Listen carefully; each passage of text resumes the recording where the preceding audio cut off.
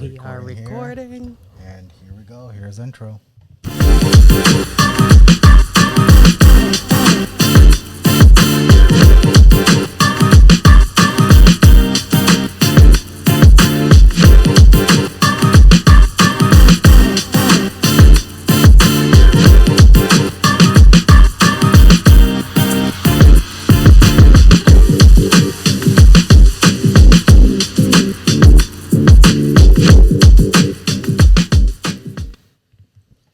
Hey, what's going on, everybody? Thank you for tuning in for episode 3 of the Tina and Anderson show. So we just want, we're kind of excited right now, but a little bit nervous also. We have a lot of bells and whistles. I've taken months to learn Stream Deck. So the first 2 episodes, we did not do it. We're finally doing it. And I am hoping that it comes out correct. I'm hoping. So far, everything seems like it's working. I got the Rodecaster Pro recording for the audio. Even though we don't need it, I need it just because that way I can upload it on Spotify. But with the Stream Deck, where we control everything, I'm going to be able, instead of having to put the Reddit post on like in post-production, it's going to be right there. I didn't have to put the intro in post-production. It was already there. And we're going to watch a reel today. A reel. If all goes well. So it's set up. We've tested it. Works good. So let's just pray that it just works out. I think we talked about in the last episode that we recorded quite a few episodes that didn't make it just because Quality, sound, the video, quality of the camera. I think there was one. Remember, everything was in slow motion. Everything was in slow motion. Yeah, we didn't know why everything was. We in slow recorded motion. for like an hour, and everything was in slow motion. So, and as you know, in episode 2, we were using our Lumix camera, which is better quality, but it only records in 20-minute increments. So that's why you saw in episode 2 there was like some cuts every 20 minutes. So that's like another issue we ran into. But we have the Lumix camera, but it's not recording on the Lumix camera. It's recording on the computer. So everything is good so far. So just pray. I hope we're good. Just pray it just goes good, because our first time, never done this before. We're pretty excited. We're learning as we go. I feel like Always. the shadow from the lights and my hat, it's making me look like I have lines. Oh, Lord. Yeah, look at me. I thought you were going to say something have profound. lines. You're being silly. I'm old. So, yeah. Moving on. So, yeah, there's exciting times over here in the De Silva household, learning some new tech. And you can't see this, but we have it broadcasting on our big TV in our living room.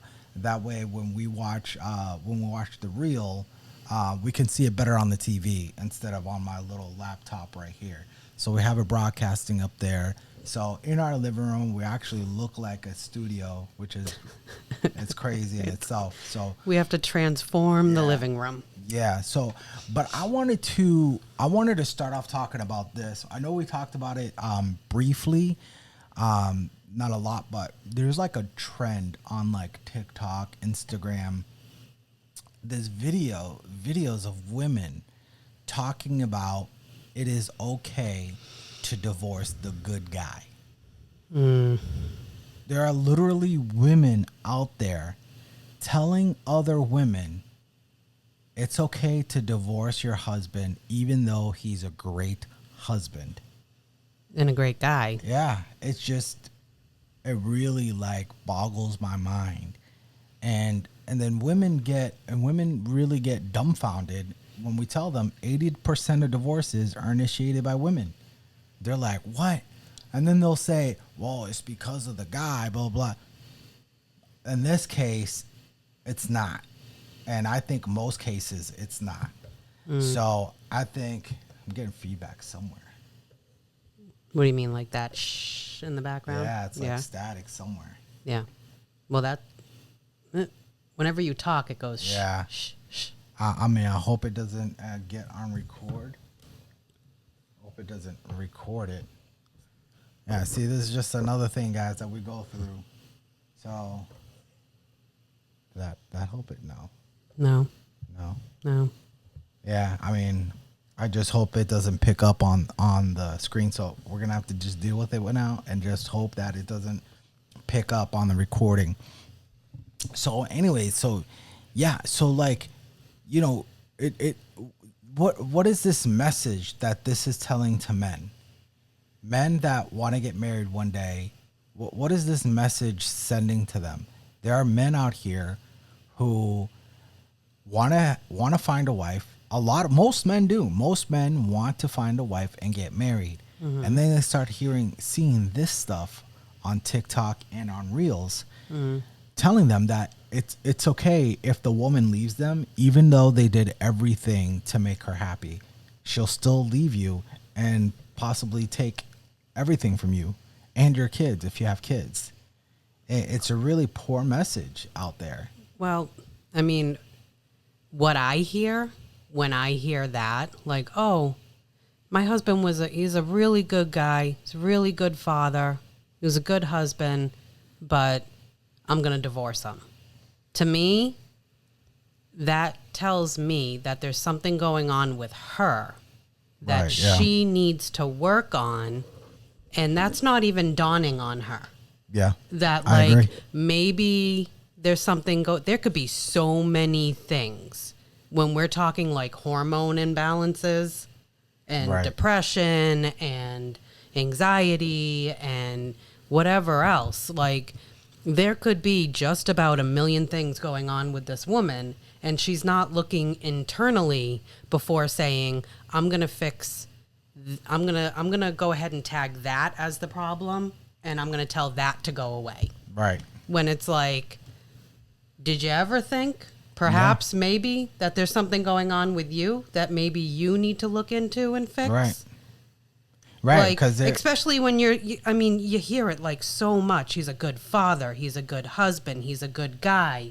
He's in the community and he's known to be a good guy. And then it's like, so what is the reason? Oh, we grew apart. Yeah. Or they'll say like, I just wasn't happy.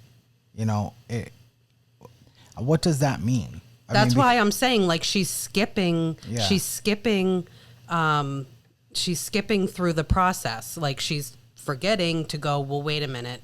Let me look at me. Right. And let me see, is something going on with me? Because I don't want to make any drastic decisions here. Right. Like, divorce is huge. It's going to affect your kids. It's going to affect your household. It's going to affect your entire life. Right. And, like, you're literally skipping over the possibility that something could be going on with you. Yeah, and I think it's selfishness, because if your husband's happy and then you have kids, your kids are happy. Mm-hmm. Not because you're not happy. Now you're going to make everybody not happy. You're going to destroy this family because you're not happy. And instead of trying to work on your happiness, work on it. Or, you can blame your husband all you want, but a lot of times it's not his fault. He's doing whatever he can, and I've heard it. I've known guys that they will do anything. It's like, we'll go on a marriage retreat. We'll go to marriage counseling. I'll do whatever we need to do. And the woman's just like, no, I'm not happy. So she destroys the family. And then the kid, if there's young kids, now the kids are miserable. The kids don't live. It's just really a selfishness. And there was this one reel I saw where this woman, she literally went on vacation with her friends, right? Mm-hmm. She went on vacation with her friends, and she said, I realized I missed my kids, but I didn't really miss my husband. So she divorced him because she went on a trip with her friends and didn't miss her husband.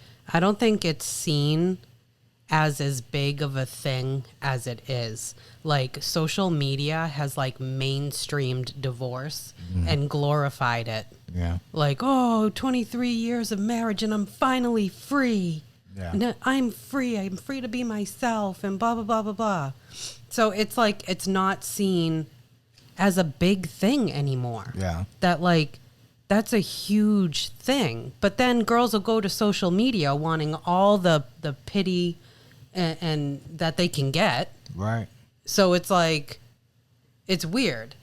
Like, clearly it's a big thing if you know it's going to affect your life, that you can like make a YouTube channel completely surrounded by the topic of divorce. Right. Like, it's huge, but the reasons for doing it, it's lacking. Right. You know, because it's like you're forgetting that marriage is a lot of work. Yep. And you're first off, if you can't look inward and find fault in anything, then that's the problem. First off, Right. Especially, it's never them. It's never them. It's never them. Like, if you're talking marriage here, it's two people coming together and creating a life together and like creating human beings together and like becoming literally one. But then when there's a problem, we forget to look inward. Right. So we can find any fault in anything that we're doing. Instead, it's automatically the husband's fault. Yeah. And sometimes they say they do. Mm-hmm. There was one where there was a woman who she stayed married until all her kids were like out of college and out and having jobs out of the house. Then she decided to divorce her husband because, in her words, that part of her life is over and now she needs to start anew. So she needs to start anew without her husband. Yeah, see, like it's saying that marriage is like an entrapment. Yeah. Like, she's been trapped the whole time. And I know that some women are going to be like, well, it's because of the men that they feel trapped, blah, blah, blah. No, well, it's responsibility that you're not willing to like take on as a wife and a mom. Like, you decided to do this. You decided to get married. You guys had children. You own property together. Yeah. You're as one. Yeah, you know? Exactly. Yeah, and it is just a sad trend that's going out there. And we're normalizing divorce. Yeah. And it's such a bad thing because it ruins so many people. I mean, if you want to talk to statistics when it comes to children and divorce, you probably know those statistics. Yeah, I don't know the exact statistics, but kids fare worse. Children being raised by single moms. Oh yeah, single moms. Yeah, they're more likely. Boys are more likely to end up in jail. Girls are more likely to have kids out of wedlock. You know, and it's just really bad. Kids need their fathers because the fathers are the disciplinarian and the mothers the nurturer. Yeah, they're the nurturer, and they're just nurturing their kid all the time. Look, there are some moms out there that are good disciplinarians. Okay, there are, but the majority of them are not. Like, there are probably some good fathers that are good nurturers, but the majority of them are not. Well, because you want to talk natural instincts. Yeah, your natural instincts as a male, is to provide, protect. Right. You know. So we're talking to be the disciplinarian and to bring balance to the parenting. Yes, and we're talking about the majority here. We're not talking about anecdotal. Yeah. No. You know, we're not talking about, certain instances. We're talking about the majority. Here. So the majority of women are nurturers, majority of men are disciplinarians. It's just how it is. The statistics show. The statistics don't lie. If you look at single mothers and single fathers, and the single mothers who have custody of the kids and the single father who has custody of the kids, who's doing better? It's mostly the single father with the kids. And you hear stories of women who have kids that are just troubled, and they send them to go live with their father. Yeah. They're like, you know what? I'm going to send you to go live with your father because you're out of control. Because the mother knows the father is a better disciplinarian. Women make decisions off of feeling. Men make decisions off of logic. Right. So I think this is triggering to some women that are probably watching and listening. Oh, well. You know, but yeah, it's just a very sad trend, and then these women out here wonder why they're having a hard, especially single mothers. The single mothers who divorced their husbands because and they were the good guys, they're gonna wonder why they're gonna have a hard time finding another husband. Because the guy's gonna be like, "Why you left him and he was great? What's gonna happen to me?" Yeah, what makes you think what's gonna make me think that you're gonna stay? So it's just a terrible. I just want to touch on it. It's a terrible trend out there, and it's just really bad. And it's sad. It needs to stop. It's sad. It's sad. Yeah. And unfortunately, I don't think it's gonna stop. I think it's just gonna get worse. Well, because of social media and just like the wrong things are right and the right things are wrong and everything is upside down and inside out and marriage is getting a bad rap. Yeah. And it's not seen as big as it should. Like the word divorce is like, yeah. Like you understand the severity of what you're about to do. You should have, for the word to divorce to even come into the picture, you should have already exhausted all other options. 110%. You have done everything you possibly could. Because the objective is to keep the family together and to not get divorced. Right. If one person is trying, going through everything, going through marriage counseling, all that, and they're the ones trying, but the other one one's not. One is just like, I don't want to. You can't force it. It's you hard. Can't force it. And I know a lot of Christians and a lot of mostly Catholics too don't believe in divorce. You got to read the scriptures. If one of them breaks a vow, I don't think there's any bad to that. And I think if you're a Christian, this is something you really need to get into scripture about, especially if you're the one that is not asking for the divorce and you're worried about, how you're looked at in God's eyes, And if somebody wants to leave you, I don't think, and not want to be with you, I don't think God's gonna frown on you for staying. But I think that's something that really need to look into scripture about. Frown on you for staying or leaving? Well, both. Yeah. So I think maybe sometimes decisions need to be made. I think in a future episode, I'll probably pull up some scriptures on that and just talk about that, because I think that's a big discussion, because I know Christians who don't believe in divorce. They're like, nope, we don't divorce. Well, and then there are some they're like, no, get divorced. And then there are some who are like, well, there are certain circumstances that there are might be okay. So that is a big discussion, and I'll bring up some scriptures on it in a future episode and just put it out there, and then people in the comments, at it. Yeah. So, but before I move on, I just wanted to say one other thing about this topic, where there, you know what? Let's move on, because I forgot. What? Okay, editing. Yeah, I forgot. No, you don't have to edit it. All right. So if it comes up to mind, I'll bring it up later in the show. But so I wanted to bring up this Reddit story. Honestly, I know it was a good one for this episode, but I kind of forgot what it was. So I read it. You read it? Yeah. Okay, it's a good one. Yeah. Okay. So I'm assuming it's this one. So, all right, So my partner doesn't want to get legally married, only wants to marry through the church. Am I wrong for being upset? Okay. So this is a good one. I'm going to read through this because I actually read, I was listening. Somebody called into the Dave Ramsey show and somebody kind of like talked about this. So kind of got some ammo about this. So this is pretty good. So my partner and I met, fell in love, discussed our future together, and knew we wanted to be together. He knew since day one, before we were romantically involved, that I wanted marriage. He is very loving and supportive, and now I am 35 weeks pregnant. Months back, he told me his lawyer, also a good long-term friend of his, called him while he was ring shopping and asked him if he was going to sign a prenup.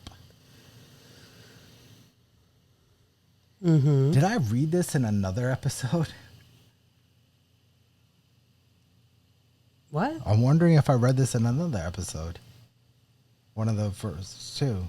I don't think so. Okay. No, we didn't. Okay, it was something else. Okay, sorry, my bad. What the brain fart? You just like stop mid-sentence.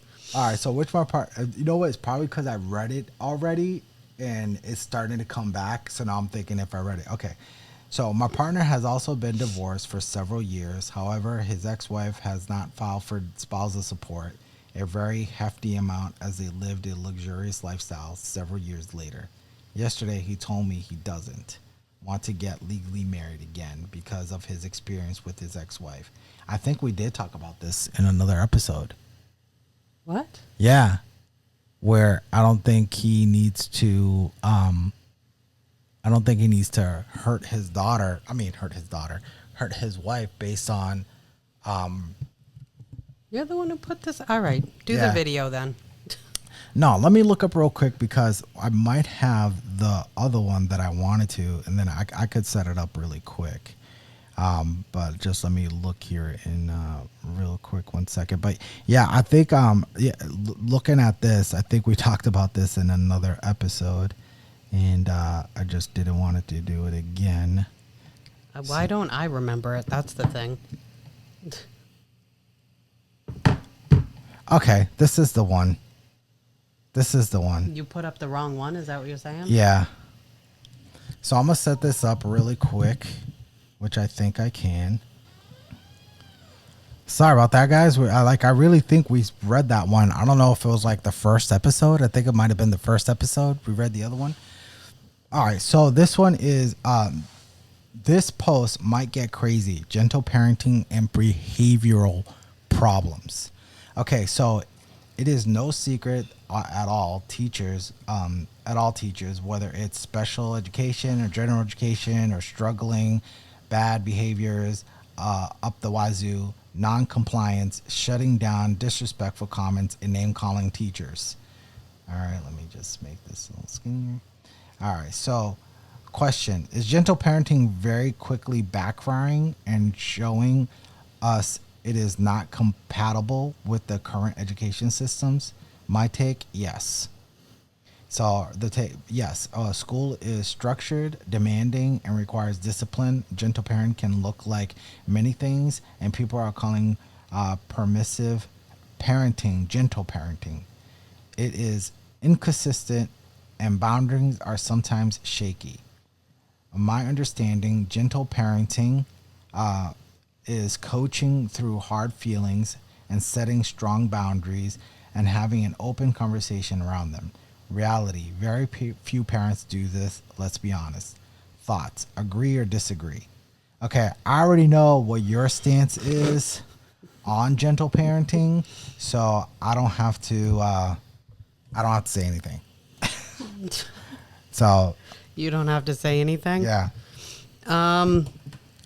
I hate gentle parenting. Let's just say that about 23, 24 years ago, I was in daycares. Mm-hmm. And if you look up when gentle parenting came on the scene, it's about that time. Okay? And I'm sitting and having to go to, what do you call it? Not like clinics, but like schooling, where they, training. Yeah, training, yeah. Training or whatever. You have to do that like however many times a year to, keep up your certifications and everything like that when you work in a daycare. Right. So going to these trainings, I mean, I would just be quiet, but right now I'm like, wow, this is crazy. Yeah. You want to talk about backfiring. Yeah, because all those kids back then, they're all like college students Okay, now. so those kids, because I was working in daycares. I was going to school to become, a lead teacher in daycare. Right. And the teachings in college, and then the teachings at the daycare that I was working at, because like I said, you have to go through training, however many hours worth of training every year, right? Yeah. To keep your certifications. And I was in that when Carissa was small, Right, so yeah, like I was pregnant with Carissa when I was in college. Yep. And I was in college to work in early childhood education. So that's daycares. Right. Yeah. So then I jumped from college to daycares. And they were teaching not to say the word no, because it was negative and that it hurt the child negatively. So what we were taught to do is, okay, so let's say Johnny throws a block at little Sarah, hits her in the head, and he has hurt her. Okay? There should be major consequences to that. Right. I worked in toddler rooms, but this is all going to like preschool. They're now getting like right before public school, right? Blah, blah, blah. It's all the same teachings. Okay. So we're taught Johnny throws a block and hits Sarah in the head. You go up to Johnny and you get down to his level and you say, Johnny, we do not use blocks to throw. Here. Right. You can take this soft ball and you may throw this. Yeah.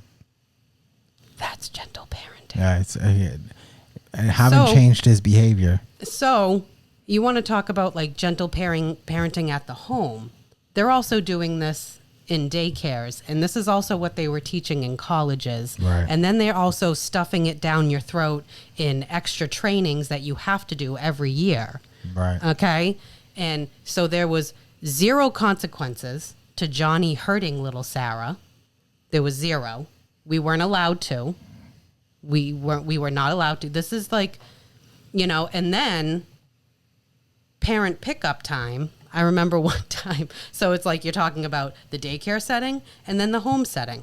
So now here comes the parents to come pick up their kids. And I remember one time there was a little girl that she didn't want to leave. And the mom kept saying, let's just say her name was Elizabeth. Elizabeth, can we leave now? This is a toddler.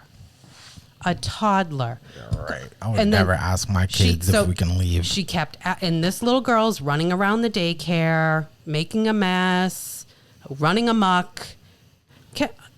Can we leave now? Is it okay if we leave now? Blah, blah, blah, blah, blah. And this is like what you are taught as gentle parenting. So now it's like gentle parenting. Sure, you're thinking at home, parenting. But this is also the way daycares are doing things. Right. So you're dropping your kid off for 8 hours a day and there's no consequences to bad behavior. All there really is redirection. Right. You're supposed to redirect them. Right, yeah. Here, you can't throw that block, but you may throw this ball. Yeah, I would say maybe you could redirect them before they do it. Like, say you see them throwing a block, they're about to throw a block. Mm-hmm. You take the block away, give them something else, then you can redirect it. And like, hey, if you want to throw something, throw this softball and throw it at the wall. Well, I just feel like gentle parenting teaches kids that there is no consequences to their actions. Right. They may have everything they ever want. Right. Nobody is going to say no to them. Right. Okay, so let's just say that this started, 24, 23 years ago. It literally, gentle parenting literally came on the scene when I was jumping into daycares. Right. Okay? These kids now are 24, 23 years old. Yeah. Okay. And they're all at Columbia College. They're all throwing fits when they don't get their way. And don't know how to work hard for something. Right, yeah. that to get this, you're going to have to work really hard to get that. They work at Starbucks and then complain when somebody orders something. It couldn't be more obvious to me that yes, we are now seeing the consequences of not being able to say no to our children, and also the daycares and the schools that our kids were being dropped off at 5 days a week for 8 hours a day. Yeah. This is what they were also teaching them. Right. Yeah. That they run the show, that there is no authority, that we are not the authority over them, and that they don't need to respect us. Right. This is where gentle parenting, you guys need to put the puzzle pieces together. Right. Okay, gentle parenting jumps on the scene about 24, 25, 23 years ago. Okay, and now look at the generation now that are adults. And, go ahead and put some stuff together there. I have a question. Do you think that a lot of these daycares started doing that because people are so happy and they're afraid that if they discipline a child, obviously not physically discipline them, but discipline them in a certain way that they could get sued? Absolutely. Yeah. So, I would say that was the beginning of like the sensitivity. Yeah. Like everybody being so sensitive. Yeah, we don't want to get sued. You can't use any other parenting technique than the one that they're showing you. Yeah. Because you're going to get fired or whatever. Like if you're working in a daycare. Right. Yeah. I mean, I'm all for, like, there's some things about like the Montessori, like structure of things. Like I always thought it was great that like if you walked in the daycare that I worked at, they had sinks down the level for the kids to learn how to, which one's the hot one and which one's the cold one. And, you only touch this one. Right. And they were able to get up on the stool and wash their own hands and not have to be told to do that. It's like creating a routine. Yeah. If we're coming in from recess, we're going to have lunch. Everybody lines up at the sink. Everybody washes their hands, blah, blah, blah, blah, blah. So it's like teaching them to become like self-sufficient at a very early age to be able to do things for themselves. But then like on the back end of that, we're teaching them all the wrong things on top of that. So it's like we were teaching them some good stuff, but then like whacking it over the head with these other bad teachings, and like now you look at like what it's become with the term gentle parenting. And I'm sorry, but if I hadn't met your kid and you told me that you gentle parent your kid, I'm going to think they're a brat. Yeah. Sorry. Yeah.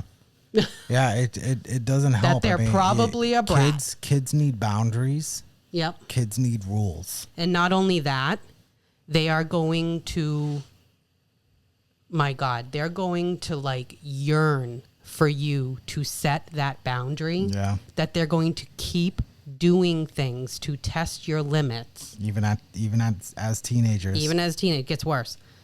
So it's like they need those limits. Yeah. So they're constantly looking for you to set that limit for them. Yeah. And when you don't, they get worse and they get worse. Or if you're responding to the wrong thing, like if a child is throwing a fit and every time they throw a fit for you to stop, for you to stop this behavior, you give them a lollipop. Yeah.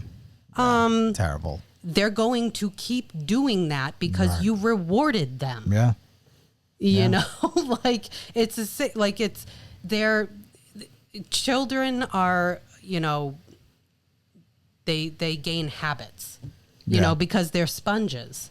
So they remember the last time I threw this fit, I got what I want. Yeah. So I'm going to keep doing it. Yeah. And look at now think about that again, gentle parenting 24 years ago. Now look at your 24-year-old. Yeah. And tell me that they have the same structure we did. I got a 24-year-old at work. I think he was a gentle parent because when it comes to consequences on things, he gets a little bent out of shape. You can see the difference in the generations. Yeah. Let's just say that. Yeah. And that they're getting way more sensitive and You can't tell them no, but at the same time, like, they're not as hardworking. Yeah. And so clearly this is not all, okay? Because like I said, we have a 24-year-old, okay? But here I am doing all this stuff at the daycare because I was basically told I had to. Right. That this is how they do things. Was I doing that with my child at home? Absolutely not. There was consequences to her behavior and her actions. We've got 3 kids and we raised them all that way. Yeah. And so, no, my kid's not like that. No. Because I saw firsthand what that kind of technique creates. Yeah. I mean, when you are begging your toddler, can we please go home? No, I don't give them authority. No, they're not the authority. This is not how this works. No. Like, you have to establish that with them so they respect you. Yeah. Like people say, you should have a healthy fear of your parents. Yeah, exactly. Like you have a healthy fear of God. I think you create these boundaries and you discipline your kids. You're going to see they're going to be better citizens. They're going to be better employees. They're going to be hardworking because they know they're going to work. Goal-oriented. Yeah, because they know they're going to need to work hard to get what they want. And by whining and complaining and blaming everybody else, it's not going to work. We literally used to tell our kids that. What happens when you whine and complain? Do you get what you want? Yeah. No, Mom. No. Yeah. Okay, then I suggest you stop. Yeah. They never got. We're always reminded them. Absolutely not. Always reminded them that. And we were always on the same page as parents. Yeah. Like, you can't have me being like, no, you're not going to throw a fit and then I give you a lollipop. That's not happening. Yeah. And then he walks over and gives her the lollipop. Yeah. I mean, what do you think that tells you? Your you kids. Are sabotaging everything. Yeah. That's not good. And you're creating nothing. You're not going to create any good habits. And that will affect your marriage. And it'll affect your marriage. That is a parent putting the kid before the marriage. There are some things. When you're married to somebody, you don't need to be exactly the same on everything for your marriage to work. But there are a few baseline things that you need to be the same on. Right. And I think clearly the way you raise your children is one of them. Disciplining, definitely you got to be an equal front. Yeah. And that's just how you put your marriage first. But like, look, I want to be on the same page as my wife. Or my husband. I want to discipline my kid the same way they do. I want us to be on the same page. That's putting your marriage first, because when you put your kid first, like, no, I don't want them doing that to my, like, it's crazy how I hear a lot of women saying my kid to their husband. Yeah. Where it's like, the husband's like, our kid. That's my kid too. Yeah. And then you put your kid before your marriage, and then it affects your marriage negatively. Yeah. And it's really bad. And then and that's super controversial. I mean, that's kind of going around social media right now too. I've seen a few videos where like people are like, no, my kids don't come before my marriage. Yeah. My kids come after. And people think that means that you're like neglecting your children. You're not. Are you kidding me? If you have a marriage that is strong and a good example to your children and healthy and loving, you don't think that that's going to spill onto them? Yeah. You're creating a safe environment for them. You're creating a good home life. Yep. You're creating incredible memories. Right. Yeah. And I think that if you have that twisted, you need to fix it now. And if you always put your kids before your husband, or you always put your kids before your wife, I'm telling you, if it hasn't created problems yet, it's going to. Yeah. So you need to switch that right now, and you're going to see a major difference in your marriage. Yeah, and we've talked about this, where just because you're putting your marriage before your kid doesn't mean you're neglecting your kid, because your kid's going to grow up, they're going to move out, and you're not going to be number one in their life.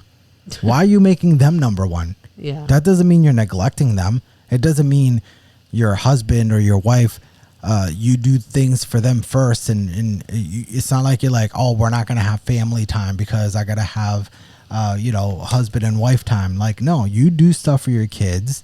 You do. Mm-hmm. But when it comes to, it's like, okay, the kids want to go to Six Flag. Instead of just saying, okay, let's go. You were like, all right, I'm gonna talk to your father, or I'm gonna talk to your mother. Nothing. Like, we talk about it first, and if we're okay with it, okay, then you kids get what you want. It's not like you kids get what you want. I don't care what your mom and dad say. Yeah, like it's not like that. That's what I'm saying. Like that's what I'm saying. The kids are not number one. You can't work against each other and like basically seem like you're on the side of the children against your husband. Yeah, you can't do that. Like, your marriage has to survive the children. Yeah, exactly. Raising children, because your marriage is still going to be there when all the kids move out and they're starting their family. Yeah. Your marriage is still there. Yeah. So your marriage needs to survive the children. And how do you do that? When you're on the same page.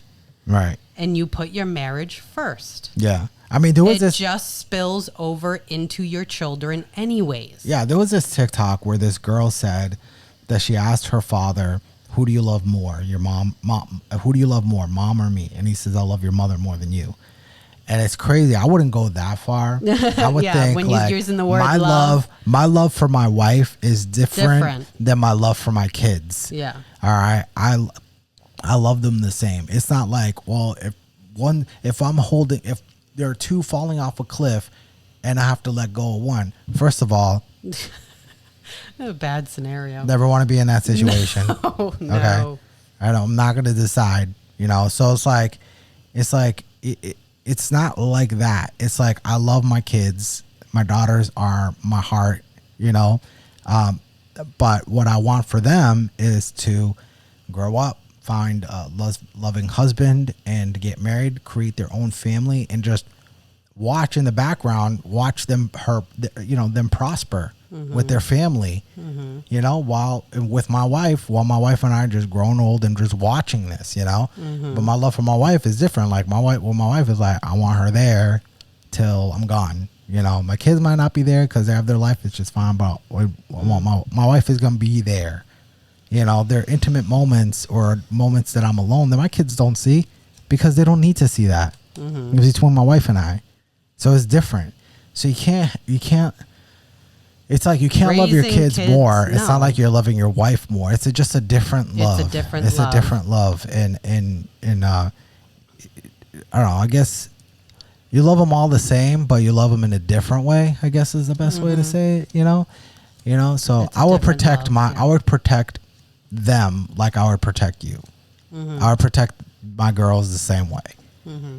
So I don't think it's like levels of love. So I feel bad for that girl, for her father to say that. But I don't think you should ever create that either, like levels of love within your household. Are you looking to divide and conquer? Like, what are we doing? But I will tell my kids, you're not above your mom in this household. You're not. So I'll tell them that. Like, you're not above her. So you don't get what you want just because you're my daughter. Yeah, and I think when you see confusion, blurred lines within that topic is when you get kids that are disrespectful and they don't view you as an authority figure that they respect. Like, lines get blurred, And parents are afraid that their kids are going to hate them.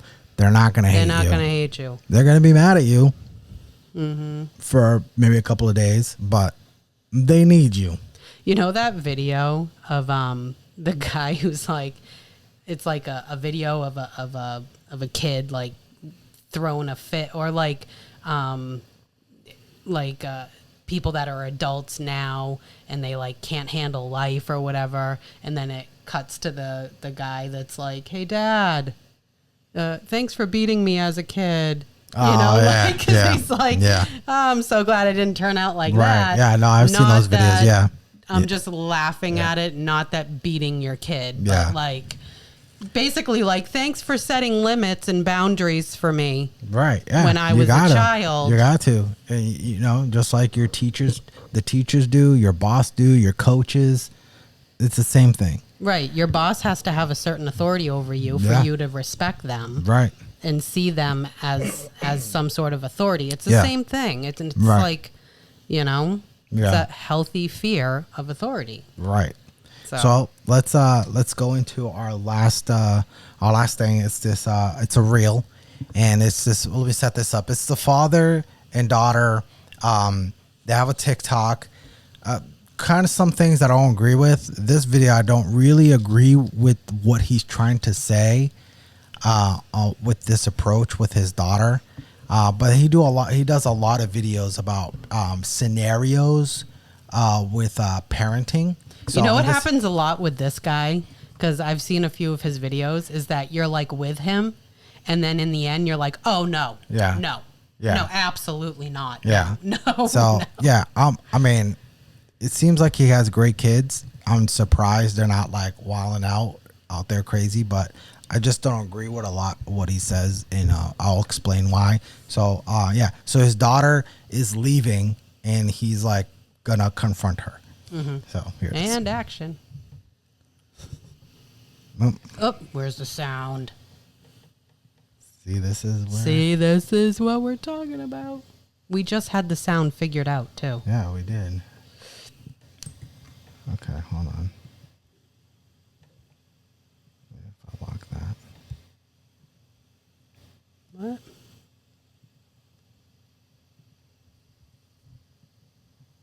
Right now, people are watching this like, oh, I know this guy. Yeah. I don't know.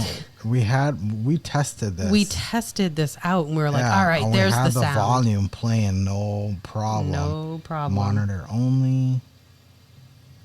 Is it these only? Because you messed with these? I don't know. Let me try. Let me see. Maybe that's the case. Here we go. Go stairs. You ain't leaving this house like that and get yourself taken. All right, let's try. All right, let's rewind it a little bit. Try again. All right, let's try it again. It's on my Rodecaster Pro. I didn't have this the volume up on my Rodecaster Pro. All right, here we go. Go stairs. You ain't leaving this house like that and get yourself taken advantage of. Oh, we got to stop telling our daughters that something that they do is going to get them assaulted. That's a man problem, not a clothes problem. Do better. Oh. Yeah, so okay, so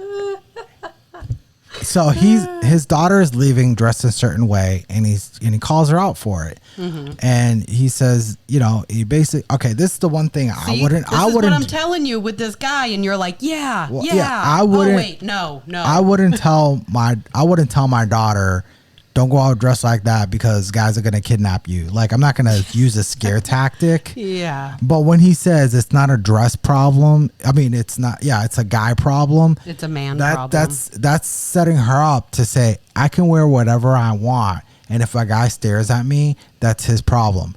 No, there is beauty in modesty. Okay. Mm-hmm. There is beauty in modesty. And it'll affect her when she dates. If she goes out there all the time, not covered up a lot, she's going to attract a certain type of guy. I mean, it's just a fact. I don't care what your feelings are telling you right now because of like, oh, women should be able to wear whatever they want and the men just need to control themselves. It's not going to happen. First off, okay, just like with any other species, the man is supposed to be attracted to the woman. Yeah. Not only that, he is programmed to be attracted to the female figure. Yeah. Okay? So, I'm sorry, you can't go out half naked and expect that guys are not going to look at you. Yeah. It's literally in their being. Yeah. To notice the female figure. Can you walk Can you walk by a taco spot and not walk in? Okay. I just thought of that. Go ahead. Anyways, just like with any other species, like if you're talking about dogs, horses, cats, like they're supposed to know who to mate with. Yeah. You know what I'm saying? Like, yeah. they're supposed to see that cat right there and know that that's a female cat. Right. And they automatically are drawn to the female of the species. Yeah. It's the same thing with human. You can't sit there and like be half naked and expect a guy to not look. It's just like all of the gym videos that are going around where girls are dressed a certain way in certain garments that what's the word? Sexualize? No.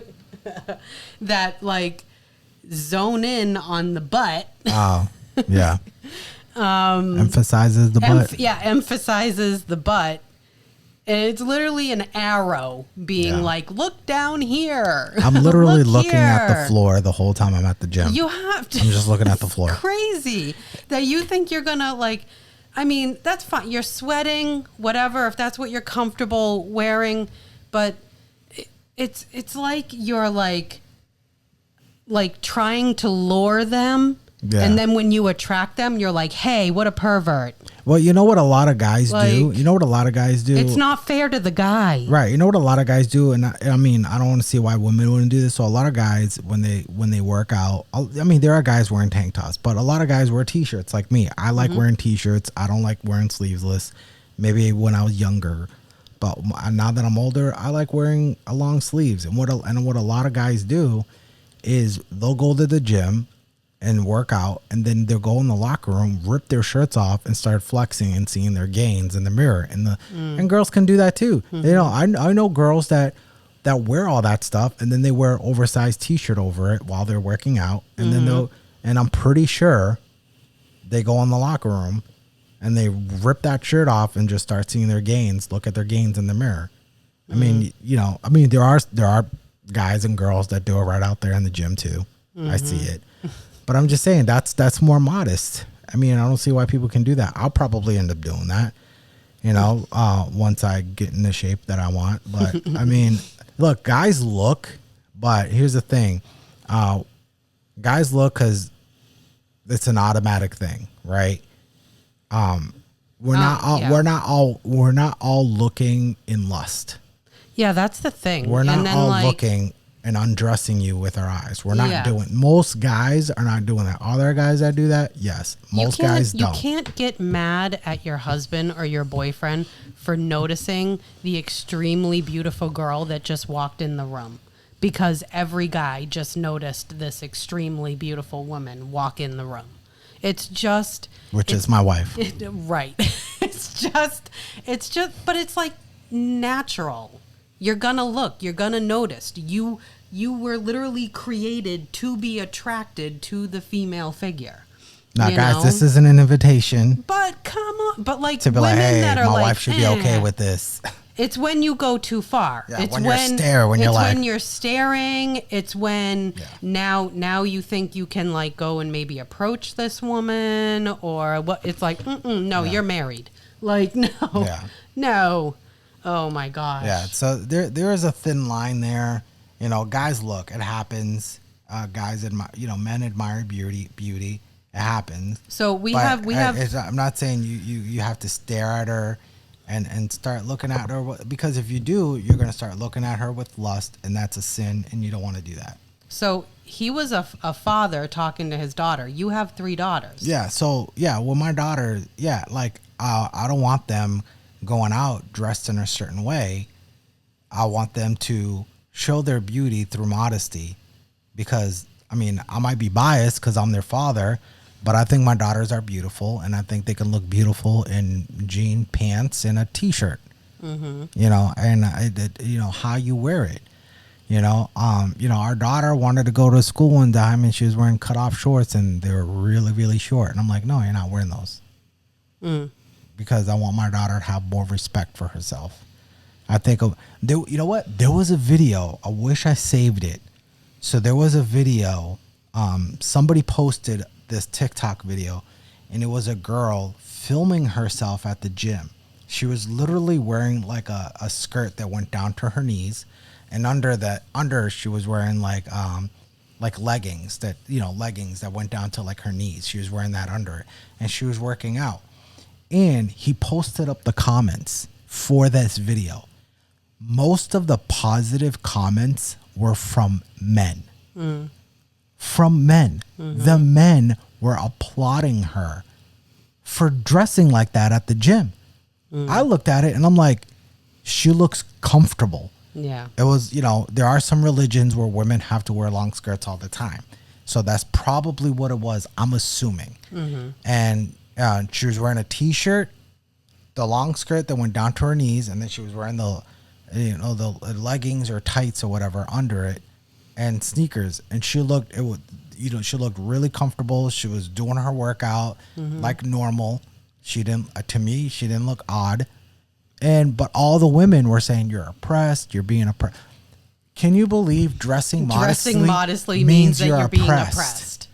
That is just insane to me. It's where we're at because of social media, because of all the gym videos. You're free if you're at the gym wearing a bikini. But when you're dressed modestly, you're oppressed. It's insane. It's crazy. If she was oppressed, if she was literally oppressed, she wouldn't be at the gym. Right. Like, so it's just insane to me that a lot of the negativity comes from women. When women are always talking about we lift each other up, women always have each other's back. And look what this video in the proved. Wrong situations, like women don't. We were just talking about this. Men will be like extremely blunt with each other. Yeah. They'll be like, this is this, that is that. That's what it is. Yeah. And like they can basically insult each other and still be friends. Yeah. And be honest. They can be honest with each other and then move on. Yeah. Girls can't. Because we don't operate on feelings. Right. Because our all being is like based on feeling. Yeah. Like we will literally be like, you go girl, slay. And then like behind their backs be like, oh my God. Yeah. What is she doing? Yep. Like, just be honest. Can't. You can't. You can't be honest anymore. anymore. So it's just feelings. So just remember there is modesty in beauty. Beauty and modesty. You said it backwards. Yes, there is beauty in modesty. Yes. There was this study a long time ago. There was this study where it showed it was like a drawing. It wasn't really like real women. It was like a drawing. And I think it was women that were pretty much almost naked. And then there was a woman in lingerie. And the men went right to the woman in lingerie because she was more covered up. Then they went to the woman in lingerie. Wait, say that again. The men looked at the woman in lingerie because she was more covered up than the women that were pretty much naked. Then it went to all these women in lingerie. And then the woman that was a little bit more dressed up but still showing skin. The men went to the woman that was more covered up. Like men like that. Yeah, I don't know why we have such a twisted view of what men actually like. We've been led astray. If a man was presented, if a man was like, I'm looking for a wife, and he was presented with two women that he could choose to be his wife. One was wearing, a mini skirt with a tube top and high heels, hair done, sparkle in her eye, her eyeshadow, like that stuff, like ready to go to the club. And the next one was a woman wearing nice pants, form-fitting pants, a nice t-shirt, wearing sneakers, just hair down, very little bit of makeup, not a lot. You know who he'd pick for his wife? The one that's covered up with a little bit of makeup. That's who he would pick. So it's like this is what a lot of women don't understand. Men want modesty in their wives. They want a modest woman. The women that goes back to what you were saying with you're going to attract the wrong guy. Yeah, exactly. Like you go out looking like that. That's I mean, and like if we go back to the video where at the beginning he's like, you can't go out like that. Yeah. Like a guy's gonna basically like kidnap you. Yeah. Like you were saying, I wouldn't say it like that. Like some guy is going to come and steal you and do bad things to you. Right. But you need to understand Like, you're a man, and you know what triggers things in men's heads when they see certain things. Right. Yeah, I would tell. And to deny that because you want to stroke their feelings. Right. What is that going to do for your daughter who's about to walk out the door looking very inappropriate? Yeah, because there's probably a boy he likes. A boy she likes. Maybe he's attracted to this other girl that dresses like that, so he looks at her and not, our daughter. So she's like, maybe if I dress more like her.